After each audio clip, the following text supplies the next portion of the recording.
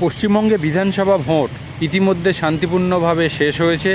এখন প্রত্যেকটি রাজনৈতিক দলের নজর স্ট্রং রুমের দিকে। 4ই মে সেই রায় বার হবে এবং স্ট্রং রুমগুলোর যে নিরাপত্তা ব্যবস্থা কেমন তা প্রত্যেকটি রাজনৈতিক দল কড়াভাবে নজর রাখছে। তেমনি যাদবপুর আচার্য প্রফুল্লচন্দ্র রায় পলিটেকনিক কলেজের ভোট গণনাকেও কেন্দ্র করে নজিরবিহীন নিরাপত্তার ব্যবস্থা করা হয়েছে। কলকাতা পুলিশের পাশাপাশি মোতায়েন করা হয়েছে সেন্ট্রাল ফোর্স।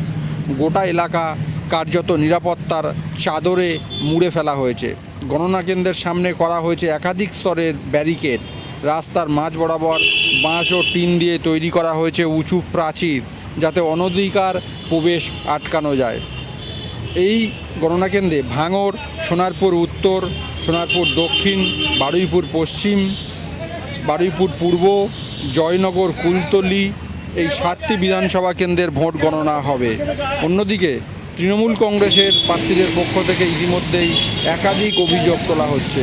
তাদের দাবি সিসিটিভি বন্ধ থাকা সহ নানা অনিয়ম ঘটছে স্ট্রং রুমের মধ্যে। প্রশাসনের কাছে বিষয়টি খতিয়ে দেখার জন্যে আমরা অনুরোধ জানিয়েছি। তেমনি বিভিন্ন রাজনৈতিক দলের, যেমন যাদবপুরে রূপা গঙ্গোপাধ্যায় ইতিমধ্যে এসে ঘুরে গেছেন। সোনারপুর উত্তরের বিজেপির প্রার্থী দেবাশিস ধর ঘটনাস্থলে এসেছিলেন। তেমনি শাসক দলের তৃণমূলের লাভলি মৈত্র,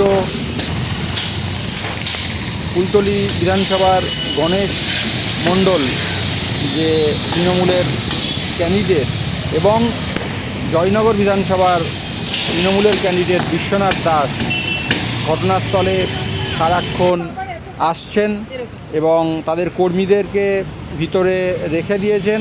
এবং স্ট্রং রুমের যে সিসিটিভি ফুটেজ, সেই ফুটেজ 24 ঘন্টা তারা যে যার মতো করে পাহারায় রয়েছে। এবং দেখতে পাচ্ছেন যে সেই আচার্য প্রফুল্লচন্দ্র পলিটেকনিক কলেজের সামনে কলকাতা পুলিশ সহ রাজ্য পুলিশের শীর্ষ কর্তারা এবং সেন্ট্রাল ফোর্স কীভাবে দরজার সামনে মোতায়েন হয়ে রয়েছে, আপনারা সেই ছবি দেখতে পাচ্ছেন সরাসরি বেঙ্গল টুডেতে। আচার্য প্রফুল্লচন্দ্র রায় পলিটেকনিক কলেজের নিরাপত্তা ব্যবস্থা চারিদিকে নিরাপত্তার চাদরে মুড়ে ফেলা হয়েছে এবং রাস্তা দিয়ে আগত মানুষ সবসময় এই রাস্তা দিয়ে যাতায়াত করে। দুজনার বেশি গেলেও পুলিশ তাদের জিজ্ঞাসাবাদ করছে, তাদের যাতায়াত নিয়ে জানতে চাইছে। কি বলছেন রাজনৈতিক দলের বিশ্লেষকরা, আমরা জেনে নিই। দেখুন, প্রথম কথা হচ্ছে এবছরে বিশেষ করে আমাদের যে নির্বাচন কমিশন আছে, এরা প্রথম থেকে মানুষের উপর যেভাবে হয়রানি, একমাত্র এরা এখন একটাই টার্গেট, যে কারণ জানে যেখানে বিজেপি ক্ষমতায় আসতে পারবে না, তাই এরা স্ট্রং রুমে যে ব্যবস্থাপনা, বিশেষ করে সিসিটিভি ফুটেজ একদম ঠিকঠাক নেই। কখনও 2 ঘন্টা 3 ঘন্টা চলে যাচ্ছে, কখনও আবার আমরা বলার পর বলে বলে বলে বলে তবে ফুটেজ ইয়ে করছে। মানে একদম স্ট্রং রুমের যে ব্যবস্থাপনা, সবচেয়ে বড় জিনিস আমার বিধানসভা সে এখান থেকে প্রায় 75 কিলোমিটার দূর, সেখান থেকে স্ট্রং রুম করেছে যাদবপুর এপিসি, আগে ছিল মহকুমা বারুইপুর। এই যে নির্বাচন কমিশনের যে তুগলকি সিদ্ধান্ত, কিছুই না, শুধু মানুষকে হ্যারাসমেন্ট করা আর ভারতীয় জনতা পার্টিকে সাপোর্ট করা, এটাই হচ্ছে বর্তমান নির্বাচন কমিশনের একমাত্র কাজ। দেখুন, চতুর্থবার আবার নবান্নে মুখ্যমন্ত্রী মমতা বন্দ্যোপাধ্যায়, এবং আগেরবারে আমাদের যা সিট সংখ্যা ছিল সেই সিট সংখ্যা বাড়িয়ে মমতা বন্দ্যোপাধ্যায় আবার চতুর্থবারের জন্য পশ্চিমবঙ্গে ক্ষমতায় আসছে।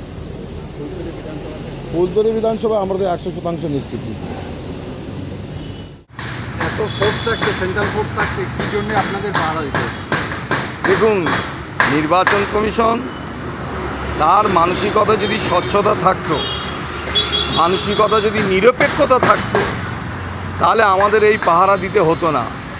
নির্বাচন কমিশনের মানসিকতা নিরপেক্ষতা নেই, জনগণ নির্বাচন কমিশনের পাশে নেই। আর যে দলের হয়ে নির্বাচন কমিশন কাজ করছে সে দল, মানুষ তাকে পছন্দ করে না, মানুষ সেই দলকে পছন্দ করে না। নির্বাচন কমিশন চেষ্টা করছে সেই দলকে মসনদে আসার ব্যবস্থা করা, কিন্তু বাংলার মানুষ সেটা হতে দেবে না। বাংলার মানুষ বাংলার মেয়েকে চায়, আবার চতুর্থবারের জন্য বাংলার মসনদে মাননীয় মুখ্যমন্ত্রী মমতা বন্দ্যোপাধ্যায় বসবে।